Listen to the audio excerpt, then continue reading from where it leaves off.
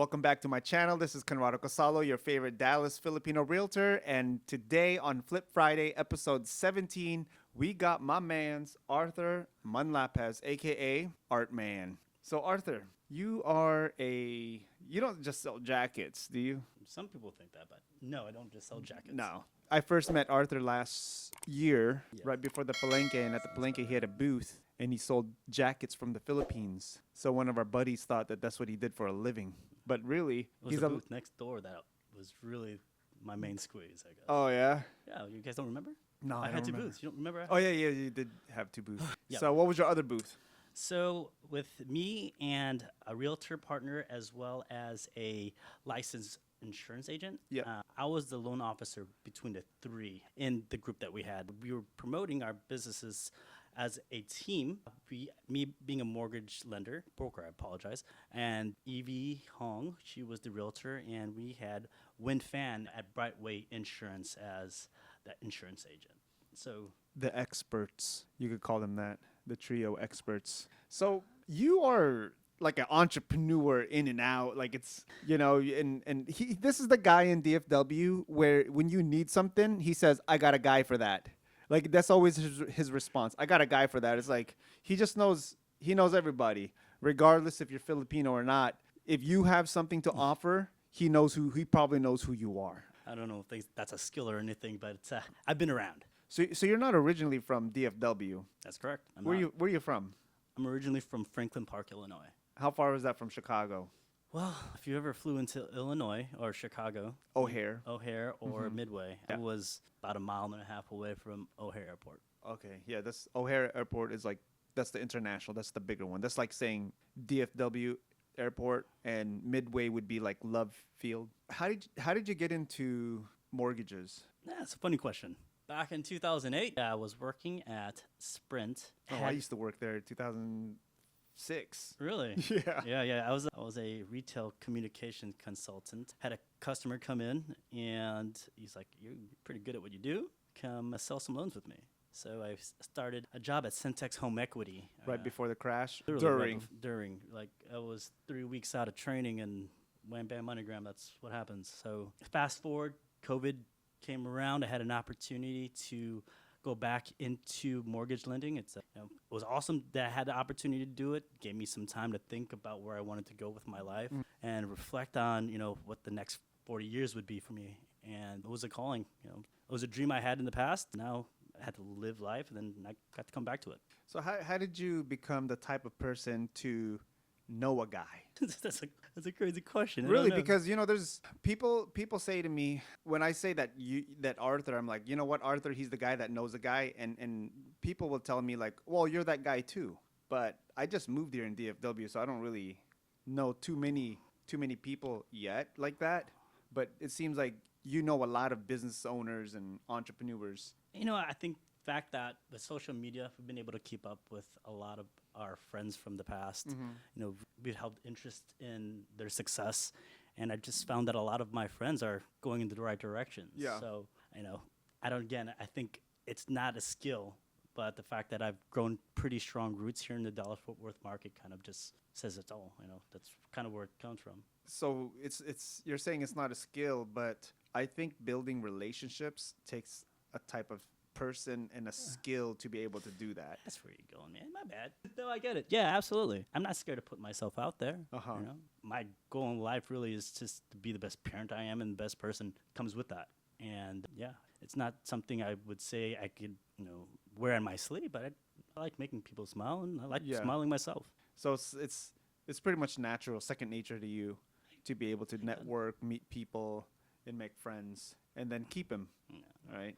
I guess. Because when you say, I know a guy, and I elaborate on this is because a lot of people listening to this, we talk about different businesses, on how people are either scaling or growing or starting up. But one of the biggest things in building a business is relationships. Absolutely. Right. And for you to have that type of relationship with other business owners and entrepreneurs, guess what? When those are the type of people who want to see you win. Another entrepreneur and another business person, when they experience what you're going through when you're starting up, They know the hustle, they know the grime, they know the hate, right? They know the doubt, the disbelief, losing friends, losing sleep. They know what you're going through, the anxiety, the depression. And for you to make those types of people your circle, they want to see you succeed, right? Because they know how hard it is to what you're going through. And people who've never been into that space, they don't know what it's like. They don't know what you're going through. And most of your friends and family will tell you like, no, you shouldn't do that, or why are you doing that, or they just want to see you fail, but they want to make sure you have some sort of safety net. Yeah, I wholeheartedly believe that in the group of people that I work with and call my friends. Absolutely. So let's talk about like loans. Like, me being a real estate agent, right? I want to know firsthand, what are the different programs that are being offered today, the interest, or where do you see this industry going? Well, it depends on what type of client you are. Yeah. Are you looking for your primary home, Uh-huh. secondary home? Is this an investment property? How are you going to qualify? So there's a lot of things that would come into question before a person would say, okay, well, I'm ready to purchase a home. It's really why you're purchasing a home, Yeah. not so much what home it is. Yeah. It's why. Is it because of your family is growing, or is it because you have money that you want to put it to good use, and it's just sitting there in a savings account? But your first step is to get pre-approved through a mortgage loan officer. They'll take a look at things like your credit, your income, and they'll be able to predict based off of what your credit score and your income are, what your actual highest loan amount you're going to be able to qualify for. It's ability to repay, which is what lenders are looking for. Do you qualify based off of certain guidelines within Fannie Mae or Freddie Mac or a bank's policies and procedures? So what's the first step? Someone over here, first time home buyer, they're thinking like, okay, I don't even know what to do to get pre-qualified. What's the first thing if someone came to you off the street and they're just asking you? Educate yourself. I think the first But now step they're is- looking for education from you. Like they're saying, hey, I'm ready to buy a house. What do I need to do? Well, I'll tell you this: a more educated, let me say with that, a better and more educated buyer is a easier client for us. Meaning that you don't want to slip through the cracks. Know a little bit about what you need to know, and we'll fill in the gaps. Now, what I really feel that a first-time home buyer really needs has an understanding of where they're coming from and what they can afford. But it really boils down to why you're buying the house. Yeah. But if you really want to put into context what you really need to know right up front, 2 years of income. Okay. So 2 years income. I'm writing that down. Yep. And or we'll need an acceptance letter from your job that you're going to be working at going forward.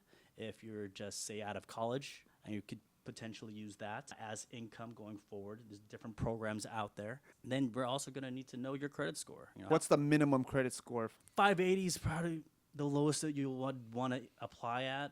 But And what program is that? an FHA loan for FHA. sure. What about conventional? Use 620 and above, depending on the lender that we're working with. And VA?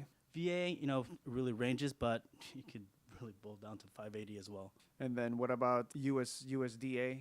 Like I ain't gonna lie, work those loans. well, yeah, there's not a lot of people like No. moving today to rural areas. No, yeah. To be honest with you, I don't. And what about the down payments for FHA in a So you gotta have a 3% or 3.5% down payment required, depending on which program you go. And a licensed loan officer would tell you at that time which program you'd probably want to go with. Sometimes FHA rates are better, sometimes they're not. So it's case by case scenario when it comes down to what type of loan you'd want to go with, whether it's conventional or FHA, if you're able to get an FHA loan. So pretty much is like what is the current situation right now in the mortgage industry? Well, it's definitely been pressing times with inflation being what it has. Sorry. Yeah, it's been pretty tough lately. Clearly COVID has done what it's done. Yeah. At one point, rates were lowest that ever been in the history of mortgage lending. Yeah. But clearly that wasn't going to sustain itself, and now it's right about where it was at back in 2008, 2009. Not bad, but not what everybody is seeing in the last few years. I think the low interest rates would have been able to sustain itself. Well, They just government didn't think that. yeah, because they want to slow down the buying power, You know, right? I guess economists and the country alike, we kind of just gotta follow suit, right? Yeah. We gotta follow the wave, and hopefully we catch it at the right time. Like they really did not have to put it to 7%. Let's be honest. I don't know. That's a lot of, it's like, There's an inverse relationship between what the cost of the dollar is versus what the interest rates are going to be, because obviously you're going to have to reduce one and increase the other. no, yeah, Balance it. I understand. I mean, back then interest rates were like 13%, Yeah, right? in the So 80s. all the people that were buying houses Ridiculous. at 13%, they're like, man, you guys are crying about 7%. Back then, the average house wasn't as expensive. There were like and 50,000.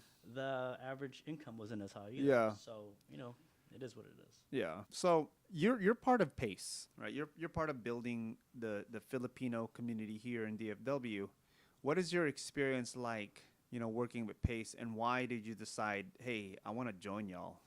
Outside of being a parent, a brother, a sister, and I'm also Filipino. And for a lot of us, growing in, this age, whether it was lost or just, nobody really built from the ground up, I feel we've kind of lost sight of our culture. And being a parent, I would want my kids to know where we came from. And so what happens, my kids are half Filipino.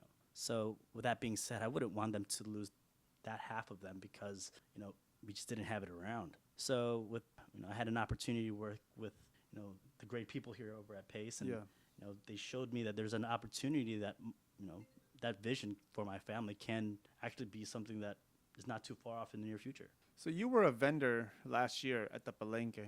What was your experience? Because you weren't selling food, No, right? no. And I used to think like, man, only the food vendors are making money. But for you not selling food, how was it for you? Well, it depends on which booth you were talking about, because they supposed to pose two different purposes. I'm sorry, I don't think I said that right. They were for two different purposes. Obviously, one was more of a retail booth, and the other one is more of a business to consumer booth, where we were taking October family pictures in front of one of my friends' 1960s Ford truck. Had the bed out. We had a whole bunch of hay and barrels, so it was really very scenic. But it was more about the experience and the professional branding that I think our team wanted to display. It's not the immediate transaction. It was building on that. So I felt establishing myself with the Filipino community in that light was something that I felt that was a great place to do it. Yeah. And to get out there to put my business out there as well. Awesome. So why do you think it's important for us to have a Filipino community center here in DFW? I think I alluded to this earlier. We see all the other Asian ethnicities, the Vietnamese, the Laos, the Chinese. They have something of their own, and I would like something like that for us. And whether it's more than just a Jollibee's or a Filipino restaurant, I feel that collectively, if we have the right people in place to kind of pioneer this endeavor, that with the right amount of momentum and the right amount of people, we can get something going.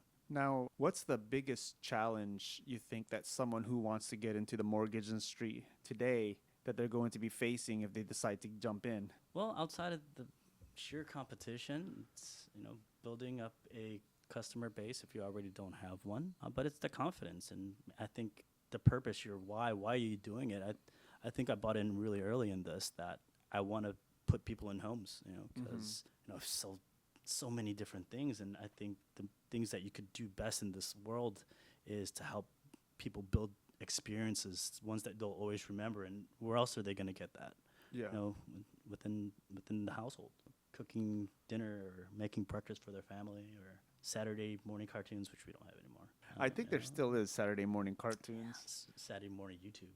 Yeah, YouTube or Netflix or Prime. You choose a platform. So is there anything else that you want to tell our audience? Like, where can we find you on social media or online? You can find the guy that I know. It's a lot of them, apparently. I guess you could find me on Facebook. That's House Money Manifester. And then on Instagram, I'm House Money Manlapaz. And I think between house and money, there's underscores. I'll put the link in the description. Yeah. So what's one last thing that you want to tell our audience before we get going? Live life and prosper. That's a good way to live life, and smile some more. Don't be so mad.